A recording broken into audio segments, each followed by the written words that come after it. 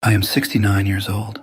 For 40 years, 480 consecutive months, I sat at my kitchen table and wrote a check to my health insurance company. I believed there was a rule book for life. Be responsible, pay your bills on time, and you will be secure. I believed this was the price of being a good man. They tell you that if you follow the rules, you will be safe. They are lying. After a lifetime of perfect payments, I had a simple fall. The system I had paid into, the fortress I had built for my family, answered not with care, but with a single brutal word stamped in red ink: denied. My life's work wasn't just dismissed, it was used against me, twisted into a debt I can never repay. That bill sits on my kitchen table right now. If you've ever felt the crushing shame of being played for a fool by a game you were forced to play, tell me in the comments. I need to know I'm not alone. Subscribe and pull up a chair. I need to tell you what happened next. For 40 years, I did everything right. You know, there's a rule book they give you. It's not written down, not really, but you know it. You feel it. You go to work. You keep your head down. You provide for your family. And you pay your bills. Every single one. On time. Every first of the month, I'd sit at this very kitchen table. I'd pull out the checkbook. The smell of the paper, crisp. And I'd take out my good pen, a heavy silver one my wife gave me for my 30th birthday. The click it made, it was a sound of security, a sound of responsibility. And I'd write out that check to the health insurance company. 480 times I did that. 480 months. I'd watch the ink dry on the paper and think, this is what a good man does. This is the cost of peace.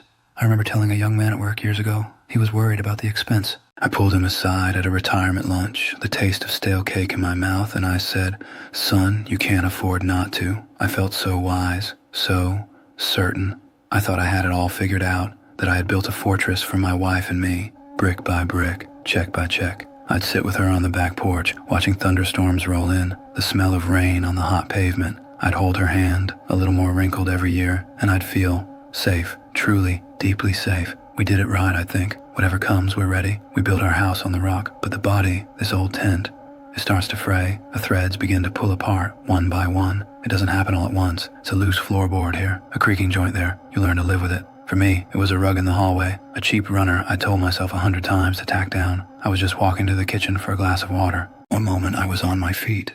The next, the ceiling was rushing toward me. There wasn't pain, not at first, just surprise, and the abrasive feeling of that cheap wool on my cheek. How stupid, I thought. This is just a stupid fall. I tried to push myself up, but my arms, they felt like they were filled with sand. A strange pressure began to build in my chest. Not a pain, not a sharp thing, a heavy thing, like a stone being lowered onto me. The beeping of the smoke detector down the hall.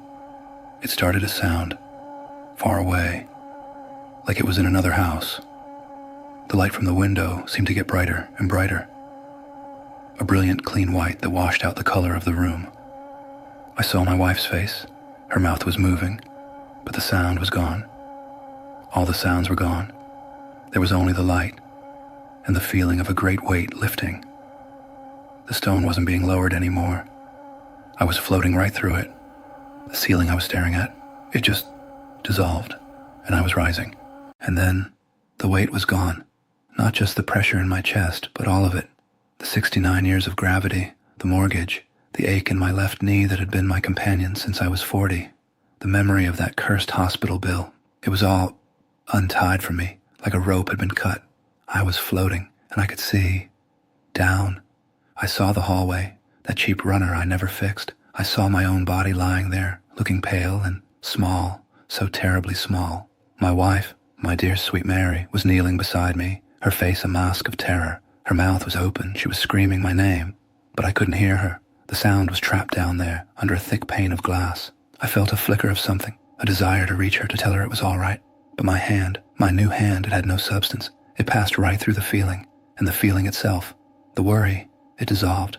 It wasn't my worry anymore. All of that was down there. The pain, the fear, the unpaid bills, they belonged to that old man on the floor, and I was rising.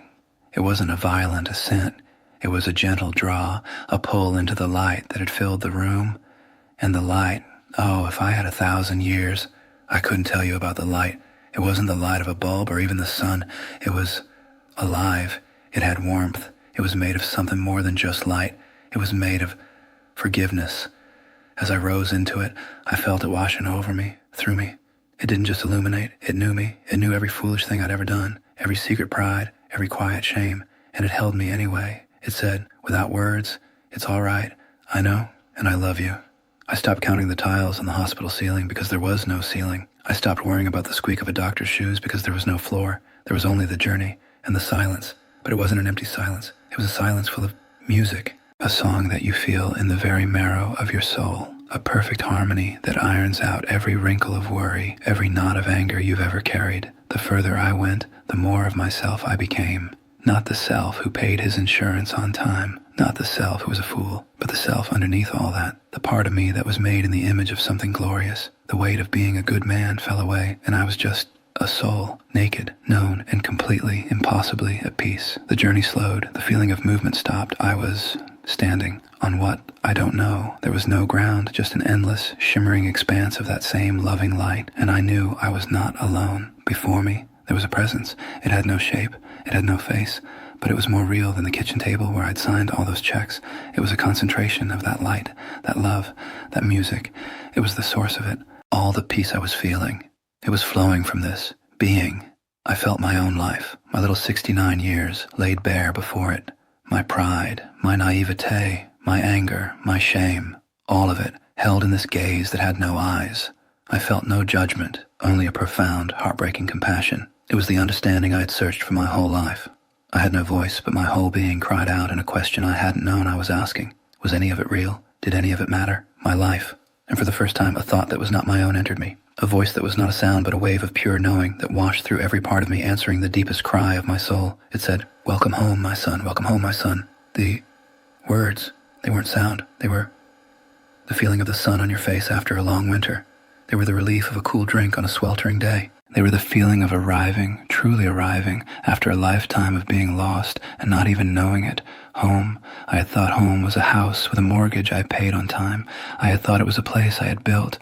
But this was the home that had been waiting for me all along. This was the place I was from. My whole being, my soul, I suppose. It just bowed, not in fear, in gratitude. It was the only response possible. All the questions that had haunted my life, the petty anxieties and the great crushing shames, they all seemed so small, so distant.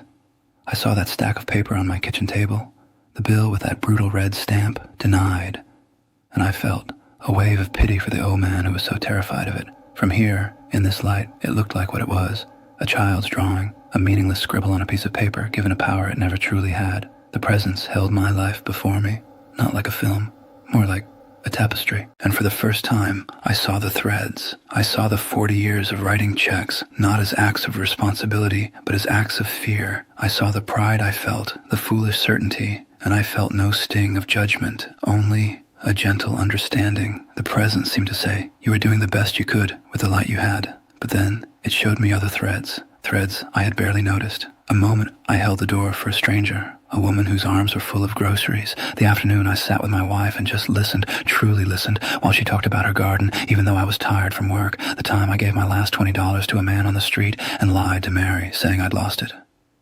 These threads, in the tapestry of my life, they were woven with gold.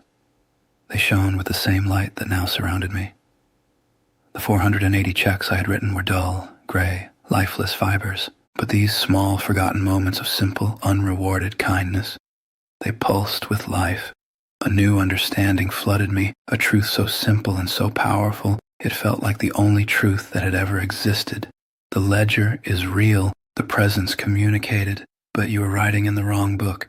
It wasn't about being a good man. It wasn't about the rules. It wasn't about the systems of the world, the promises written in disappearing ink. All of that was a game, a shadow play. The only thing that was real, the only thing that passed from that world into this one, was love. The love you managed to give away, despite your fear. That was it. That was the whole story. A sob of pure relief, of joy, shook my soul. All that shame I had carried, the shame of being played for a fool, it was lifted. I wasn't a fool. I was just a man who had been looking at the wrong scoreboard. I wanted to stay. Oh, how I wanted to stay, to dissolve into this light, to rest in this peace for all eternity. My journey was over. I was home. But then, a new feeling, a gentle but firm pressure, a turning. The lesson is not for you alone. The thought was kind, but absolute. They cannot see this light. You must be a lamp for them. I saw my wife's face again, her terror, her grief, and I understood. My mission was not to build a fortress of financial security for her. That had been my pride. My real mission was to love her through the ruin, to stand with her in the rubble, not with false strength, but with the quiet peace of a man who has seen the end of the story and knows that love is the only thing that survives. My work wasn't finished. It had barely begun. Go back, the presence commanded, with all the tenderness and all the authority in the universe, and show her what you have seen. The return was pain, not a sharp pain, not like a cut, but a heavy, crushing, suffocating pain. It was the pain of being poured back into a vessel that was too small, too tight. I felt the scrape of the sheets on my skin, the cold weight of a blanket. The gentle, loving light was gone, replaced by a dim, yellow glare from a fixture on the wall. The music of eternity was silenced, and in its place, the rhythmic, mindless beep, beep, beep of a machine tethered to this failing body. My body. I felt the gravity first, the weight of my own head on the pillow, the ache in my bones. It was all so heavy. I was a spirit who had been flying, and now I was a bird with a broken wing, thrown back into a cage of flesh and bone. I tried to open my eyes. The lids felt like they were made of lead. When I finally managed, the first thing I saw was Mary, my Mary. She was asleep in a chair beside the bed, her head slumped at an angle, her face etched with a worry so deep it looked like it had been carved there. And seeing her, I didn't feel the terror of the bill anymore. I didn't feel the shame. I felt only a purpose. Show her what you have seen. I managed to lift my hand. It trembled. It was old. The skin was thin, covered in spots, but it was my hand. I reached out and touched her arm. Her eyes shot open. They were red-rimmed and full of fear. And then they saw me. They saw that I was awake. Oh, thank God, she whispered, a sob catching in her throat. She gripped my hand, and her touch was the first real thing I'd felt since coming back. It was an anchor. In the weeks that followed, the world tried to reclaim me. The doctors with their clipboards and their solemn faces. The letters from the insurance company, each one a masterclass in bureaucratic cruelty. The numbers on the bill didn't change. The threat of losing our home didn't vanish. The system that had declared me a bad investment was still grinding its gears, but its power over me was broken. The fear was gone. The shame was gone. They were ghosts, and I had seen what was real. I'd sit at the kitchen table, and that stack of paper's still there, but I wasn't looking at it. I was looking out the window, at the way the light hit the leaves on the old oak tree, at the sparrows squabbling over a crust of bread on the lawn. I would hold my wife's hand, and I would just listen, truly listen, to the rhythm of her breathing, to the stories about her day. These were the things woven in gold, the currency of the kingdom I had just visited. The rest was just paper. It was just noise. And so, to you who have sat with me in this quiet place, I know you have your own burdens, your own stacks of paper, your own fears that whisper to you in the dark. You have a world that is screaming at you, telling you what you're worth, what you owe, what you lack. It is a convincing lie. I know. For 69 years I believed it. But I have been to the other side of the veil. I have stood in the light, and I have come back to tell you that your true account is not held here. It is not measured in dollars or successes or failures. It is measured in the quiet moments of love you give away. The ledger is real, but you've been writing in the wrong book. Do not be afraid of the ruin. Do not be afraid of the fall. Sometimes it is only when we are broken that the light can finally get in. The end you fear is not an end. It is a homecoming. I am an old man at the end of his days, in a house I will likely not die in, and I have never, ever been more at peace. Go in that peace and show them what you have seen.